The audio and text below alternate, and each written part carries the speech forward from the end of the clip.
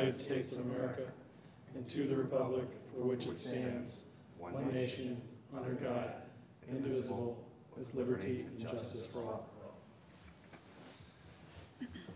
All right, call the roll. Trustee Spurling. Trustee Lee. Yes. Trustee Heinz. Trustee Youngerman. Here. Trustee Marisak. Here. And Trustee Bond. All right, we do have a quorum this evening. I'll move on to public participation. This is the 2-minute opportunity. Any member of the public wishes to address the board?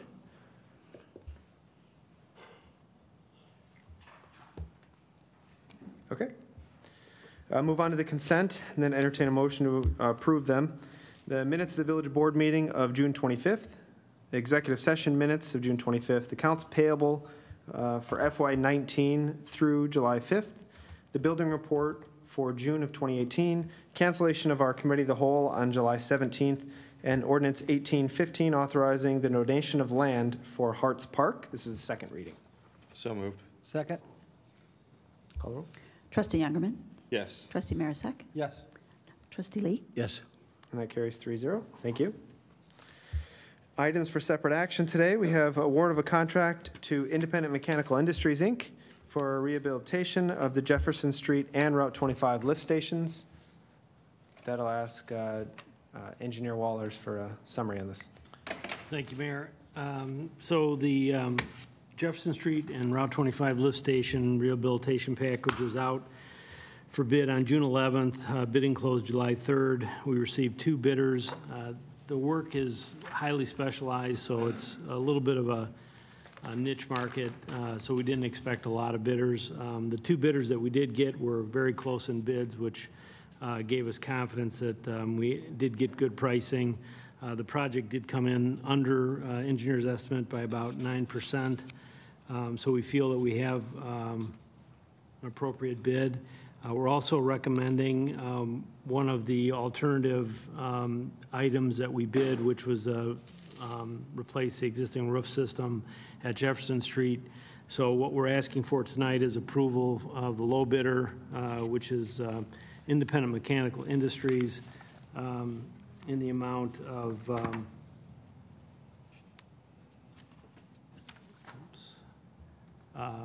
$1,038,292 plus the mandatory alternate bid item, which was $8,416. Awesome, I'd be thank happy you. to take any questions. Yeah, any questions? No? This is a budgeted item, and are we funding this through our capital or The water bond? sorry, A bond? water bond fund. Okay. So this was an anticipated project. It was part of the suite of projects that was proposed along with the Riverside water main replacement. Yep. And other projects. That's the IEPA one that we got?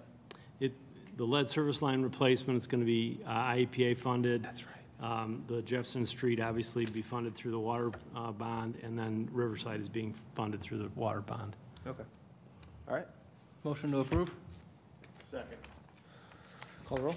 Trustee Marisak. Yes. Trustee Lee. Yes. And Trustee Youngerman. Yes. You don't vote? You don't 3-0. vote in cases of, I can vote. okay.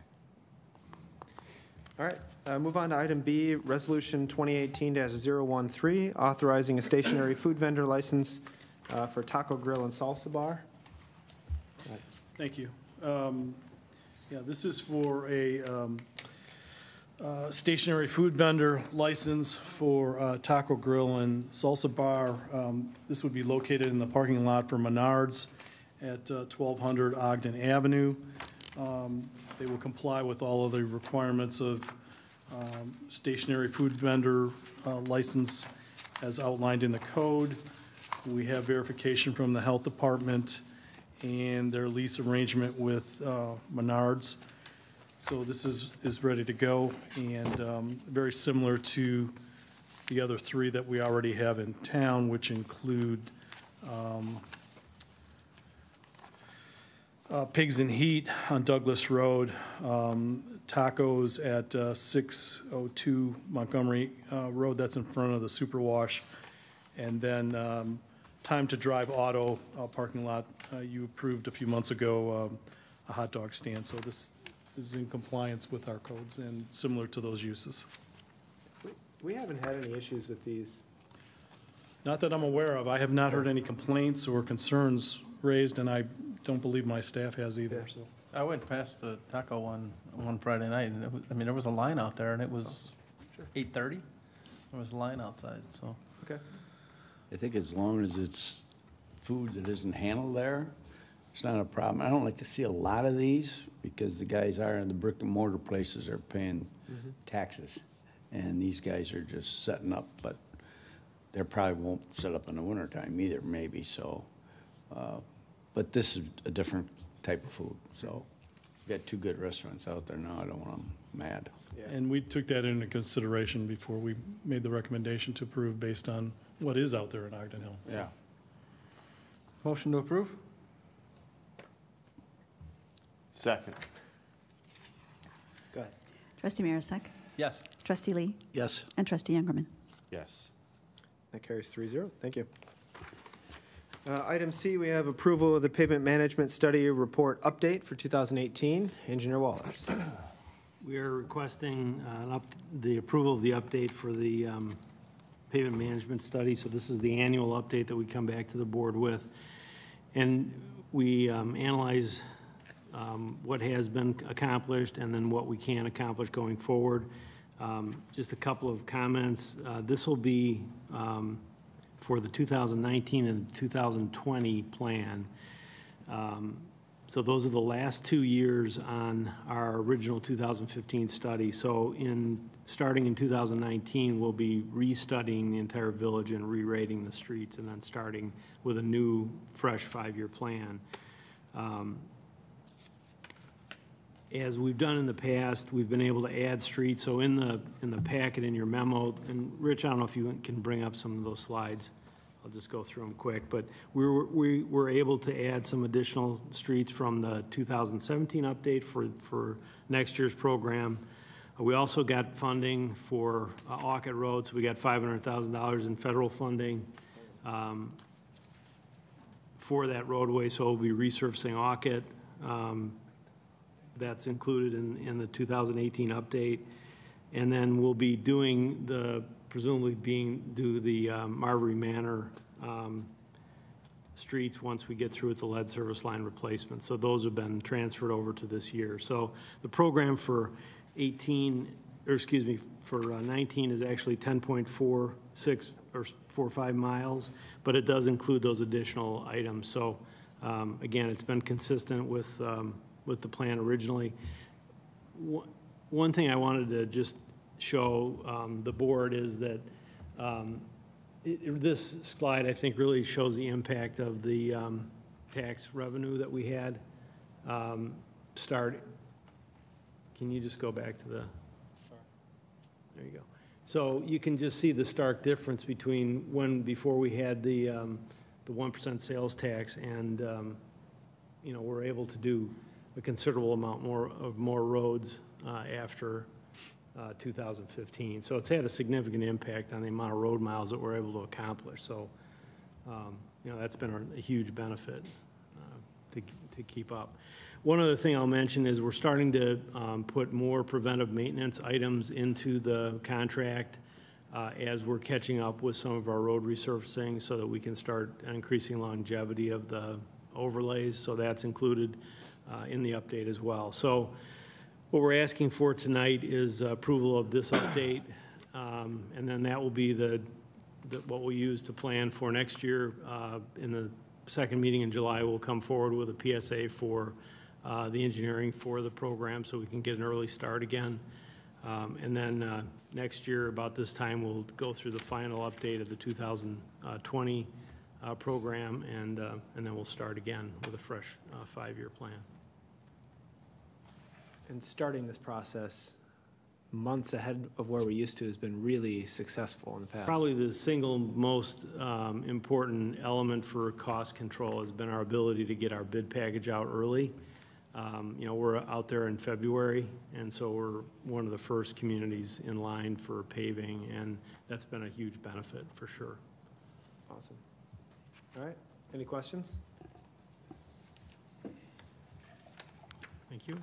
Thank you. I guess I'd ask for the motion to approve. Motion to approve? Second? Any discussion? Call the roll. Trustee Marisak. Yes. Trustee Lee. Yes. And Trustee Youngerman. Yes. Carries 3-0. Thanks, Pete. Item 7 this evening, we have 2 items to discuss. The discussion of the Orchard, or US Route 30, Phase 1 drainage.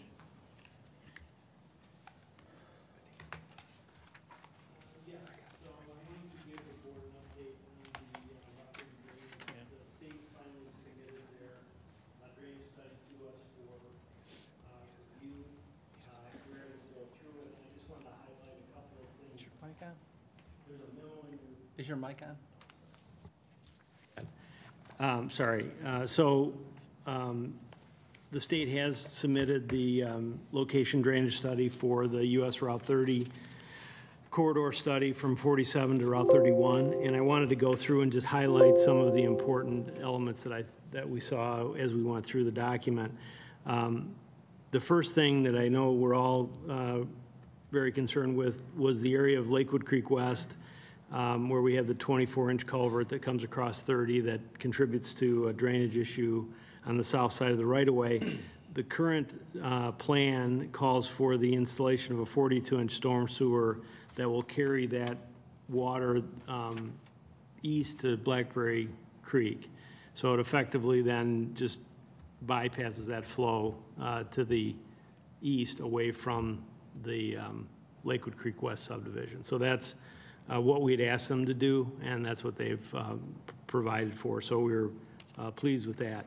The second thing, when we did the original review of the drainage study, there were several locations where IDOT had shown stormwater detention on commercial corners. So staff had asked them to move those away from the commercial corners because obviously we had other plans for those areas. The study now does not show any detention at the commercial corner, so that's another plus. Third thing is something that we want to be aware of, which is the Orchard Prairie North berm area.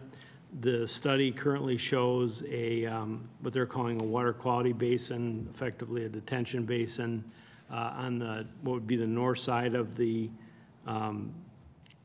berms along that Orchard Prairie North subdivision. And it's kind of a schematic, and it's in your packet, so it's not quite clear exactly how they're going to construct it. So really what we're trying to convey to them is that we'd like to protect the integrity of the berm, consistent with what the residents expect. We understand you need a water quality basin there, and really it's just more of a note that we'd like them to pass along to the Phase 2 design group when they start. So again, not a problem per se, but we don't want it to become an issue, so we'll pass that remark along.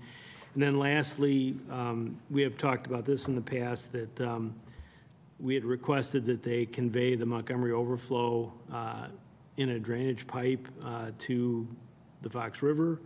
And what they're proposing is a 72-inch storm sewer, which will actually take the water to the Illinois Route 31 interchange area, and then they've oversized those culverts to convey it then further to the river. So that's pretty significant to the residents on the south, businesses and residents on the south side of 30.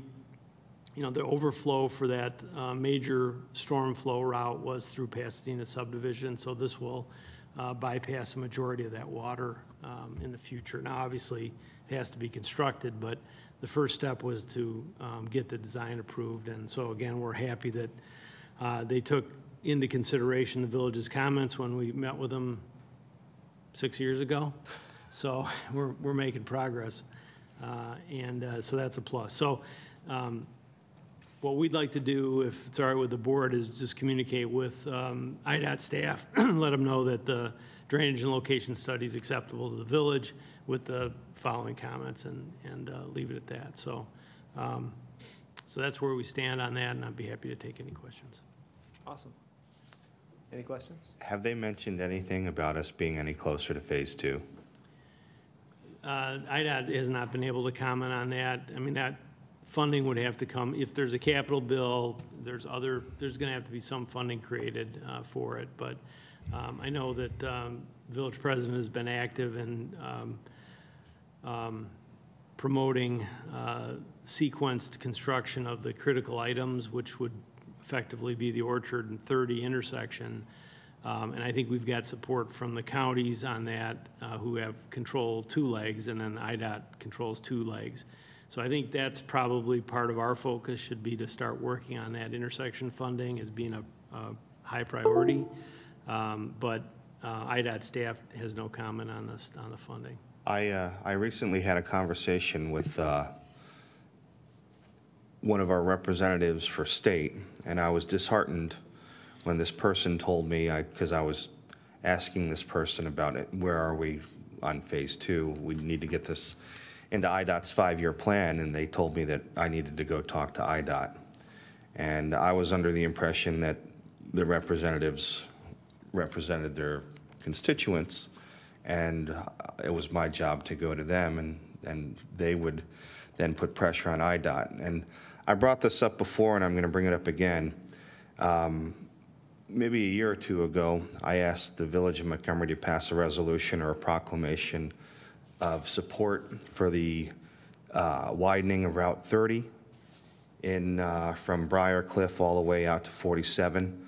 I'm going to ask that the village do that again. And I had discussed this a couple years ago about going before adjacent communities or surrounding communities to get proclamations or resolutions of support from them as well. I'm going to be doing that in the upcoming months. I'm also going to go before the Kane and Kendall County boards, and at which point I'm going to set up meetings with our representatives and our senators for the state to try and get this pushed through, because right now I don't feel that Montgomery is being heard as well as they could. I would definitely welcome and support that. A couple of things. Now that the phase 1 is almost complete, I think this is the last leg of that.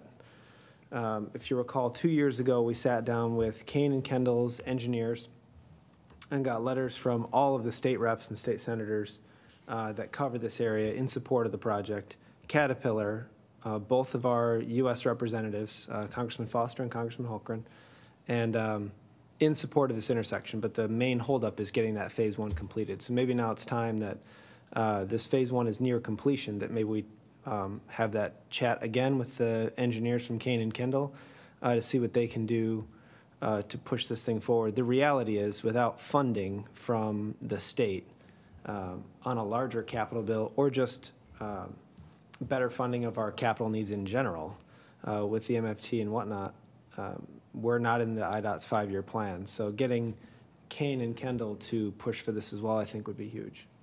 My theory is hopefully that the squeaky wheel gets greased, and so I plan on squeaking.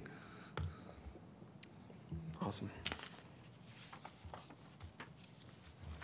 All right.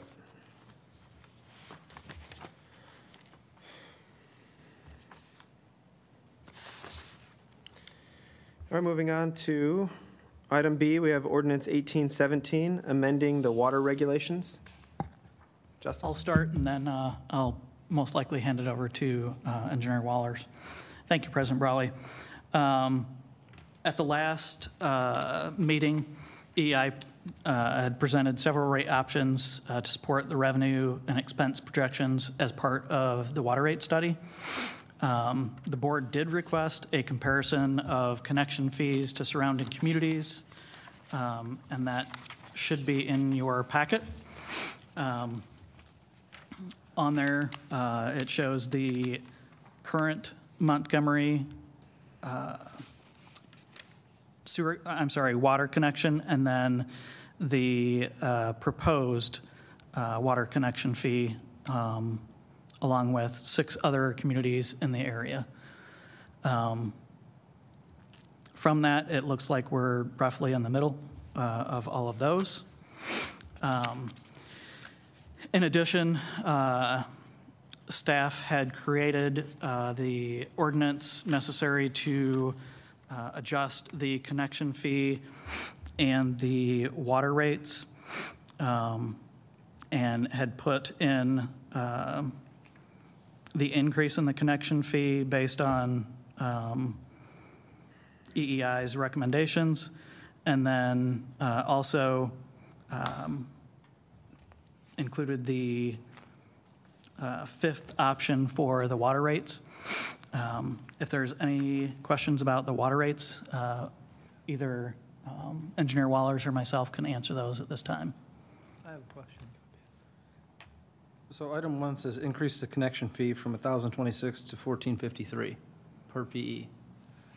And on this chart, it says residential water and sewer connection fee comparison, and it shows 3591. So if you take the 1,026, a single-family home is calculated as 3.5 PE. And so when you take the 1,026 times 3.5, that's where the 3591 comes from. And then likewise with the 1,400 times 3.5, that's where the 5,000 comes from.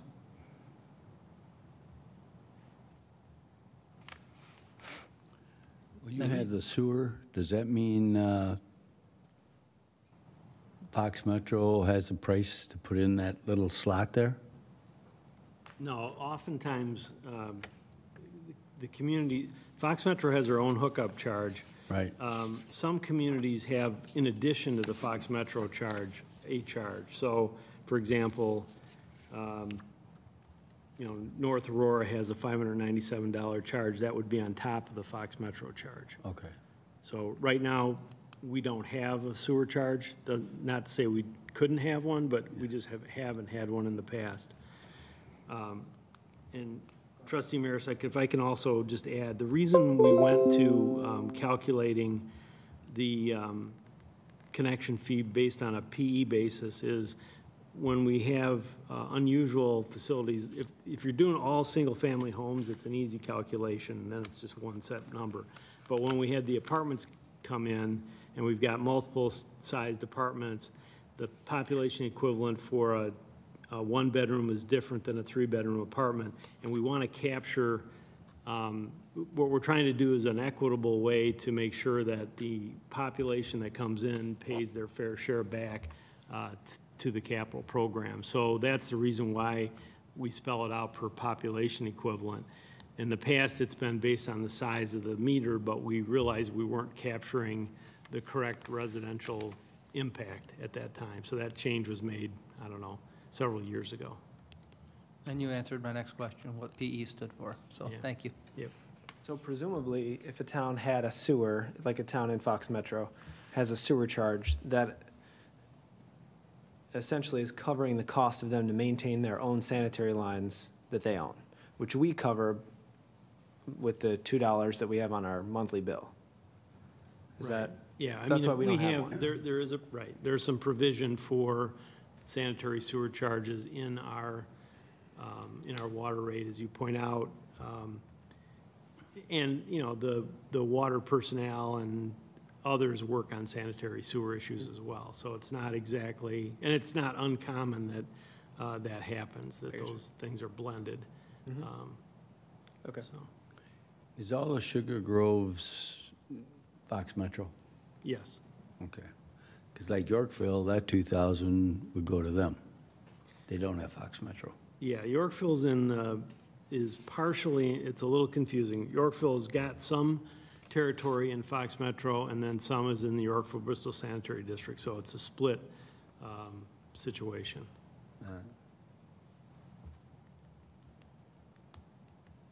Awesome. So you don't need any action on this tonight, Correct. but I'm assuming, when this comes back, I'd like to see it on items for separate action, because there's 2 or 3 trustees missing. Yeah. Right. We can have further And I know in your presentation the other day, you had highlighted several different Right. rate increases. I didn't want you to miss out on a PowerPoint, but, Oh, you tricked us. We're not finished, huh? well, I kind of. Is it at the end of the pavement one? No, it's Sorry, a open separate poll. title. It should be. I think he's got an ongoing bet on how many PowerPoints he can get in within a 6-month time. The next one on here, if we need to use that next one, it's recycled Wants to from the make last sure he can meeting, so. cover the cost of the program. Yeah, you want to do the, sorry. You want to do the one below that, This one? Presentation. the last one. Oh, Yep. That's a good one. Then you got to go into slide show. It's probably just taking a little while to load. I think that was handed out last week. You handed that out, Pete. And I think it was more of showing the 50-cent increase or, that type of, instead of having it 5.5%, which makes it sound like a lot. But when you really get down to just the water rates, it's not that big. Right, and I think there was a slide in there that may have shown that increase in the monthly charge, and it wasn't that significant. It always does seem to, they summarize them at the end, I thought. yep, there you go. There we go. One back up, there you go. Right there. So, yeah, that's a good illustration of what to expect with the increases, depending on the alternative that's selected. So and the 5.5 is the 5.5 rate increases through 2033, and then 2% after that is really what we would need to to plan for the future. Using the best available data we Sure. have today, which we've talked about this before, you're speculating on the population growth, you're speculating on the water usage. You're doing the best job you can in projecting those, but until the year passes, you don't know for sure how much water you're going to actually use and how many people are actually going to be in town. So it is subject to variation. That's why you need to review your rates every 2 to 3 years just to make sure that you're on target. But based on what we know now, yes, that's what we believe. Okay. In the last 5 or 6 years, have we increased the rates at all? Have we? Every year. Have we? Yeah. Yeah. We passed that resolution.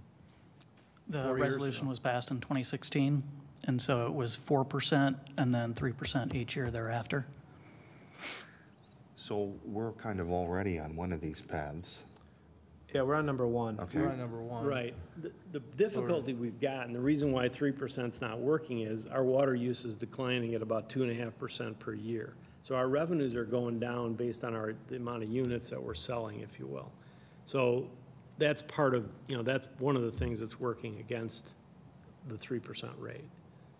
Well, but you also you want overall water usage to go down anyway. It's a conundrum for sure. I mean, we do. We want the per capita consumption to go down so that when we finally decide what we're going to do, whether it's, Lake Michigan, Fox River, whatever, that we're going to build the smallest amount of pipeline or the smallest amount of treatment capacity that we can. So that's where we're going to see savings.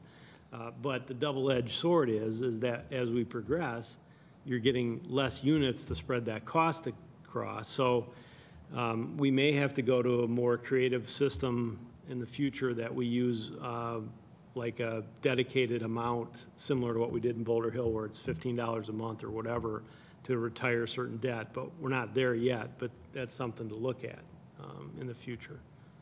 Okay. So we're doing what you asked, and now you want me to pay more. That, I'm using less well, water. and the But reality is- it absolutely, I mean, I'm being Right, facetious no. about it because it absolutely makes sense. Right. The cost of processing a unit of water is just spread across fewer gallons, Yeah. so. And it's not terribly drastic. I mean, the reduction is 2% per year, right, of water usage. Right. But the reality is this is our utility that we are currently not covering the costs to operate, at least not over the next 20 years. And so that's why we're tweaking these rates every couple of years to ensure that we're covering our costs.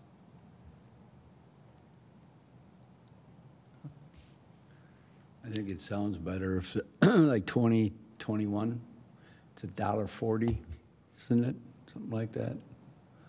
Higher? Not Yeah, even that. $1.70. Yeah, something like that. It sounds better than 5% because they get the bill, it's 2 months, and they don't get what that is. And now it's going to be 1 month, hopefully, every Well, month. I still want to talk about that 1 month. Yeah. What are we doing it for? It's not to save money. It's got to cost us more money. Anybody can say it's cheaper. I had that exact same process in my head, because when we talked, and I had asked Jeff previously, we're going to cut the fees in half. If it's currently $6, we're going to charge 3 and 3. We're going to be mailing them monthly. So our cost, we're going to use twice as many envelopes, twice as much postage, twice as many actual physical bills going out. I know we're using a lot more electronics, but that cost is going to go up. But we're going to get our money faster. So from a finance standpoint, you're earning interest on the money faster, correct? Correct. And it helps us with water shutoffs? It helps us with water shutoffs. One of the biggest things, and I think Pete mentioned this at the last meeting, is right now we read those meters every 2 months. So we could have a leak, 3 days after we read it the last time. Somebody's not going to see that until, almost 2.5 months later when they get their bill. And so it's trying to reduce the water loss percentage by addressing those issues sooner. So in effect, that actually will end up, yes, it's going to cost us a little bit more to maybe send them out every month, but at the same time, it's going to be a lot more expensive if we don't reduce that water loss percentage. So I can't believe that our water mains, we have a lot of lossage, but I can't believe a leak in a guy's house is going to make that much difference in the cost of us saving money. And I don't, like Doug said, I don't know how many people send it in or automatic pay them, but the way I see people come in here every day when I'm in here, you're just going to have double that all the time, which means your girls are going to be double that on the counter, coming in paying it. So I still don't see where you're saving money by doing this. In fact, I think a lot of people are going to be uptight about it because every month they got to write a check. Right now, every 2 months is fine. We have our typical 80 people. It's the same 80 people. If you do it single, it'll be the same 80 people. What I understand talking to the girls, it's not going to change much, except, like Doug said, you're going to send a lot more envelopes out, and that means the guy in DeKalb makes more money, but I don't see us making any more money on it. I see us losing money on it. Yeah, so I mean, from strictly financial, other than water loss, and I've had that happen to a resident in my old house, actually, who had a leak in the basement for 2 months. Just a toilet ran, right? Ended up costing $3,000. And I know that happens elsewhere as well. And this would be one way to highlight that, but also it highlights the importance of your water bill. So when you water your grass like crazy in August, then you get your bill in September or October, whenever it would be, you're not getting it in December when you forgot how much you actually watered your grass. It really highlights and can highlight the reality is that the more you water, the more you pay, or the more you use to fill your pool or whatnot, the more you're paying. So we're getting that out to them quicker. And I think we could probably do any shutoffs that we have to do, we would do monthly then. we would do shut-offs monthly, yes. Well, I think Staying on top of that the for other the side of future. it, and because you and I spoke, Denny, about the mailing portion and everything, and that's my industry, so I get that part. But as far as the number of people coming in here, that bill is also half now. For somebody to come up with $120 for their water bill every other month, that's a big chunk versus $60 a month. So I've talked to several residents, neighbors, and people that I bump into, and they're pretty in support of a monthly water bill.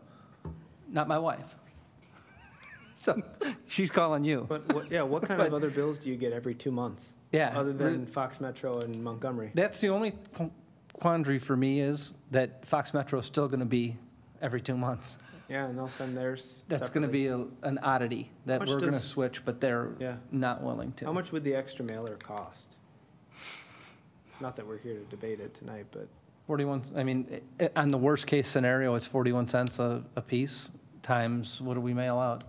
8,000? We mail out roughly 8,000 bills, just based upon the number of bills that we would normally send out, less the number that are actually receiving them online.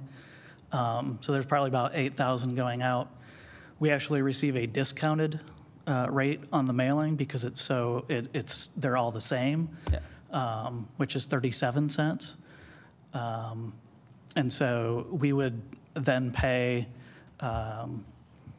somewhere between 12 to 15 cents.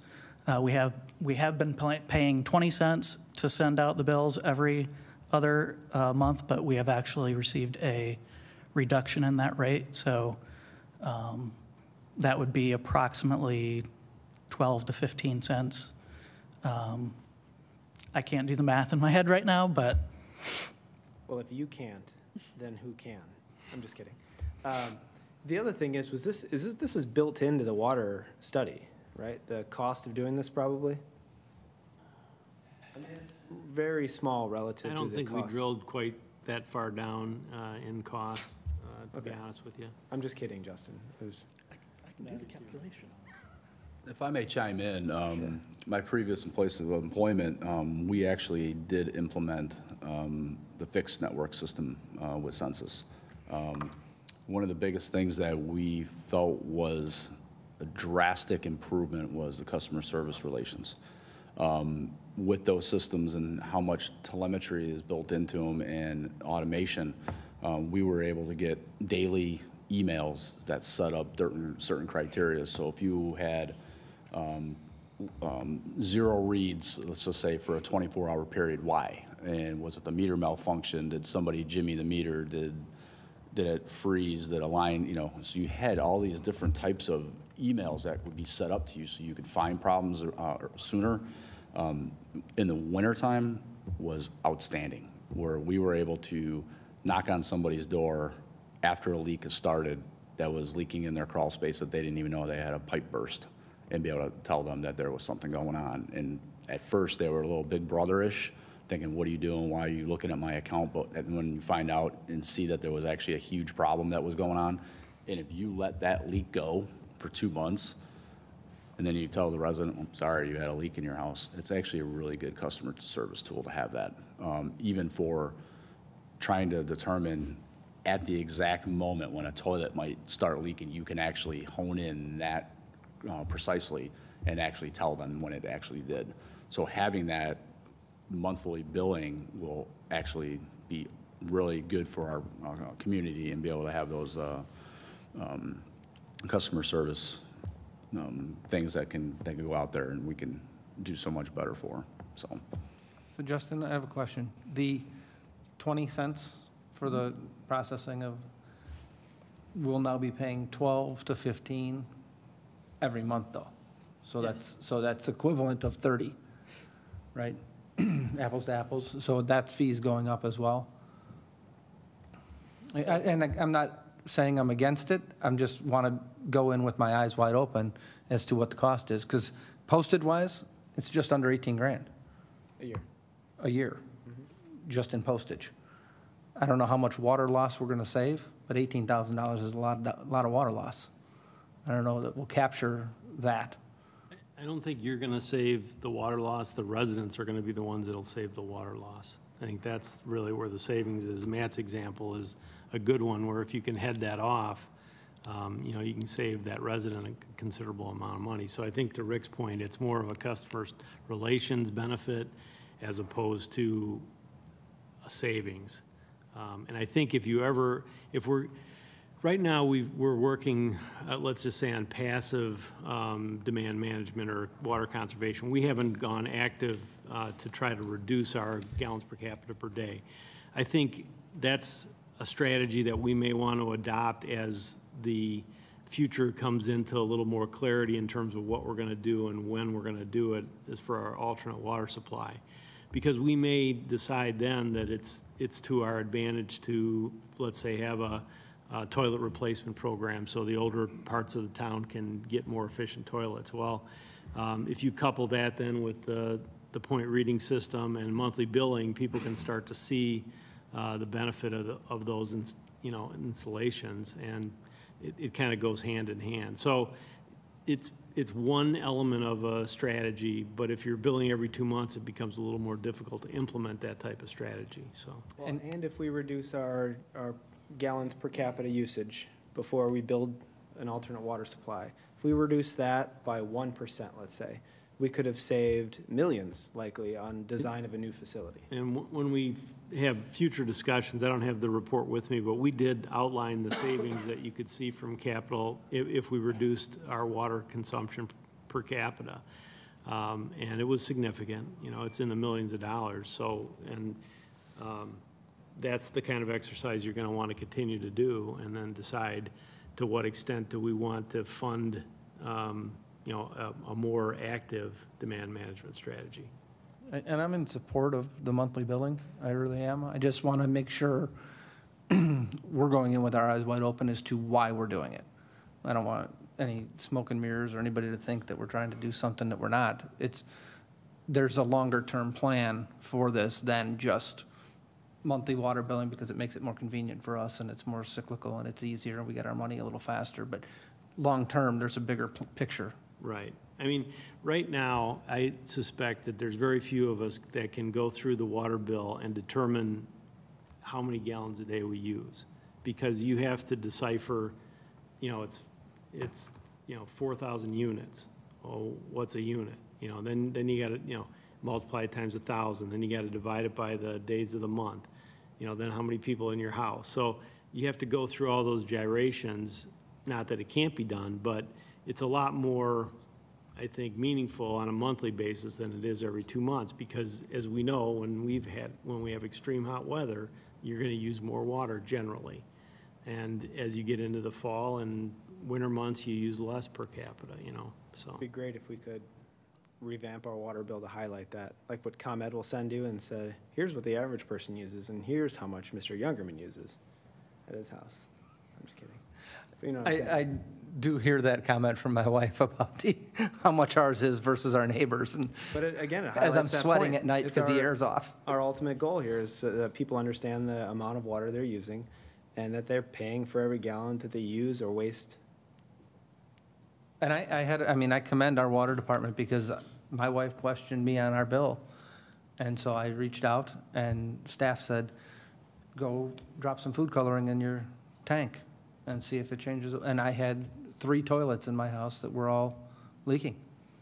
They all had a slight leak, and I went and replaced the flappers and everything and stopped the problem. But, you know, staff was the one who directed me to fix it, because my wife said, it seems like it's going high. You know, Stan had asked me once about what my water bill is, and I'm like, it's you and your wife. I've got 5 people in my house. I hope mine's higher than yours. So I've got an irrigation system, so I'm doing my best to keep water usage high, so you have as many units as you can to bill. Who's doing their share? Thank you. All right, I got 2 questions. When are you going to shut the guy's water off? After a month, 2 months? What was the question again? When are you going to shut the water off for non-payment? After the month, or do you wait for 2 months like we've been doing? And So right now, it's after 2 bills, and then we send out a letter after they're 2 bills late. At the point that it's 2 bills late, they're 4 months past due. Right. By the time we get the letter out and actually have them come in to pay, you're talking roughly 5 months.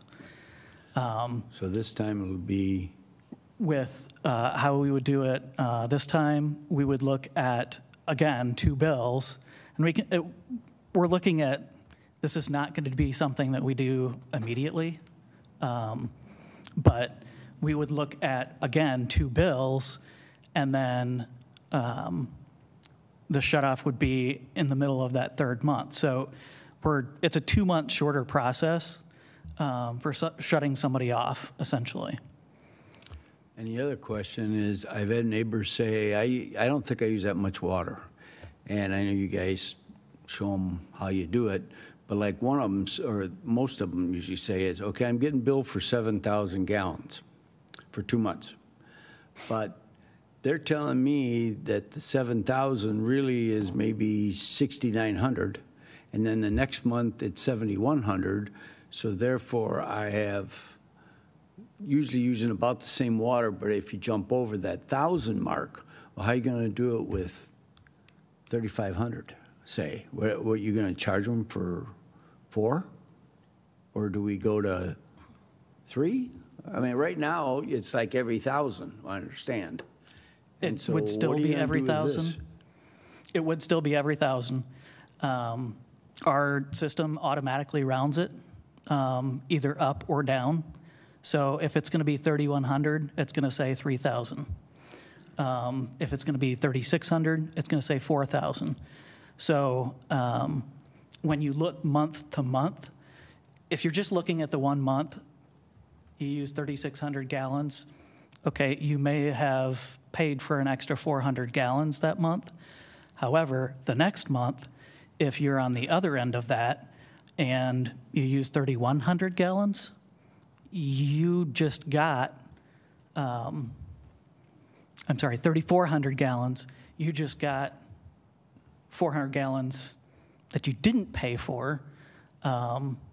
So after the 2 months, you'd see 7,000 gallons of water. So it equals out when you look at multiple months. When you're only looking at 1 month, that is when you're seeing that difference. But like I said, it evens out after months. Yes, it is. Not to ask the obvious question, but does it have to round it off? I know we're talking about, what was it, $7 a 1,000 gallons? Does it have to round? Maybe it had to 30 years ago. I'm just curious what other, you don't have to answer that. You can ponder it. I will have to look into that, if our software would be able to do that or not. Yeah. Or maybe even break it to 500, instead of it being 1,000, because split it and it would tighten I it up. mean, we have the data. It would seem to be easy just to go Yeah. for whatever fraction of 1,000 you Well, I mean, use. you can, even the meters nowadays, you can have them give you to the exact gallon. Yeah. It depends on how you want to do the rate structure, but they have that capability. Years ago, your meters were either at 100 gallons or 1,000 gallons because they figured the less the dials turn, that's less wear and tear on the meters. Well, in today's world, it's not like that. It's the same thing with going from, 3-month billing to 2-month billing now to monthly billing is, technology's there. And it has the capability where you don't have staff time to go out and read meters. When the billing clerks come in the morning for that month, they're already sitting there waiting to go. You don't have to have somebody physically have to go out And there our and rate do them. could still be set at, per 1,000 gallons. It's just proportional to what you're actually using. Right. All right. And we'll definitely discuss this at a future meeting. Just to clarify, so we're bringing it back as items for separate action, is that correct? Yes, Okay. please. Thank you. Thank you. All right, moving on. Any new or unfinished? Teresa? Oh, she ain't here. Go ahead. All right, our next village board meeting is 2 weeks from today on July 23rd at 7 PM in this room. With that, I'll entertain a motion to adjourn. So moved. Second? Trustee Marisak? Trustee Youngerman? Yes. Trustee Marisak? Yes. Trustee Lee? Yes. And we're adjourned. Thank you.